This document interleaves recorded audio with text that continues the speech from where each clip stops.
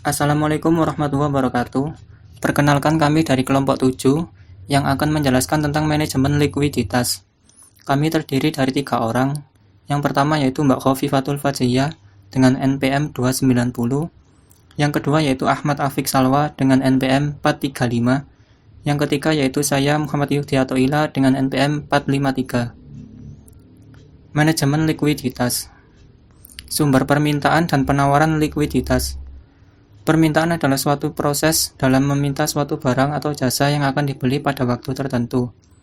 Permintaan berkaitan dengan keinginan konsumen akan suatu barang dan jasa yang ingin dipenuhi. Hukum permintaan adalah hukum yang menjelaskan tentang adanya hubungan yang bersifat negatif antara tingkat harga dengan jumlah barang yang diminta. Jika harga naik, maka jumlah barang yang diminta akan menurun, dan jika harga rendah, maka jumlah barang yang diminta akan meningkat. Selanjutnya yaitu jenis-jenis permintaan. Jenis-jenis permintaan ada 4 poin.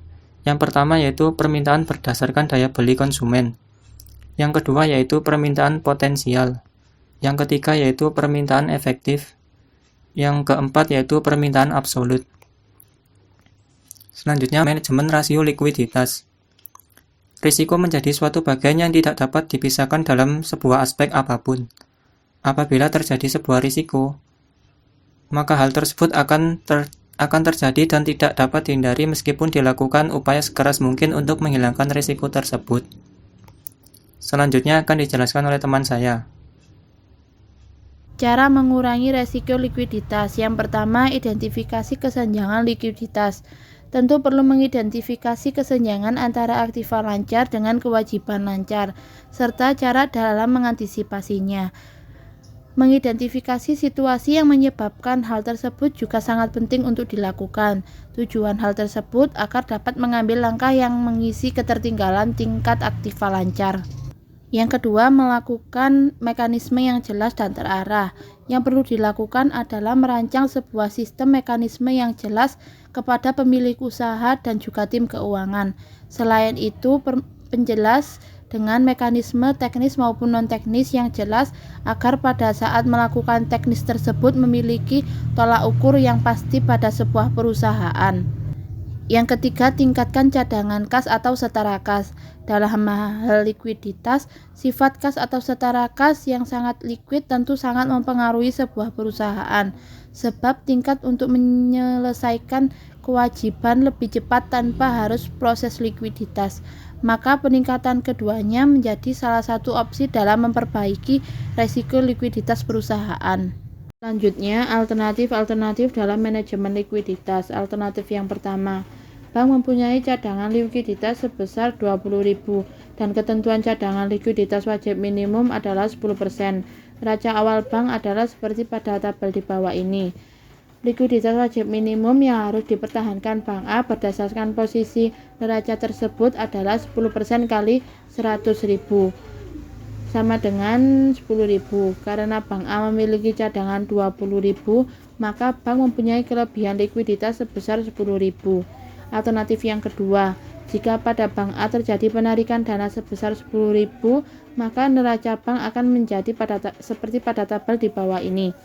Karena ada penarikan cadangan yang tersisa hanya 10.000, tapi karena ketentuan cadangan wajib minimum sebesar 10%, sementara simpanan turunan menjadi 90.000, maka jumlah cadangan sebenarnya masih kelebihan 1.000. Dari prinsipnya, apabila bank memiliki likuiditas yang cukup, penarikan dana tidak perlu menyebabkan perubahan pada bagian lain dari pos neracanya. Estimasi kebutuhan likuiditas. Kebutuhan likuiditas itu biasa bersifat jangka pendek, siklis, dan biasa berupa kebutuhan bersifat tren. Semua itu biasa di manajemen bank dengan baik dan harus berusaha memperkirakannya seakurat mungkin. Kebutuhan yang bersifat siklus terjadi bila gejolak perekonomian dan diregulasi atau pergerakan suku bunga karena tekanan-tekanan politik. Oleh karena itu, kejadian-kejadian di luar kontrol dan peramalan perusahaan, maka kebutuhan-kebutuhan likuiditas siklus ini lebih sukar untuk diperkirakan. Indikator likuiditas. Biasanya tingkat likuiditas sebuah perusahaan ditunjukkan dalam angka-angka tertentu seperti angka rasio cepat, angka rasio lancar, dan angka rasio kas. Dengan kata lain, semakin tinggi tingkat likuiditas suatu perusahaan, maka kinerja keuangannya dianggap semakin baik. Perusahaan yang memiliki tingkat likuiditas yang tinggi biasanya memiliki kesempatan lebih banyak dan lebih baik untuk mendapatkan berbagai dukungan dari berbagai pihak seperti lembaga keuangan, kreditur maupun pemasok. Sekian dari kami, dari sini ada yang mau ditanyakan? Terima kasih.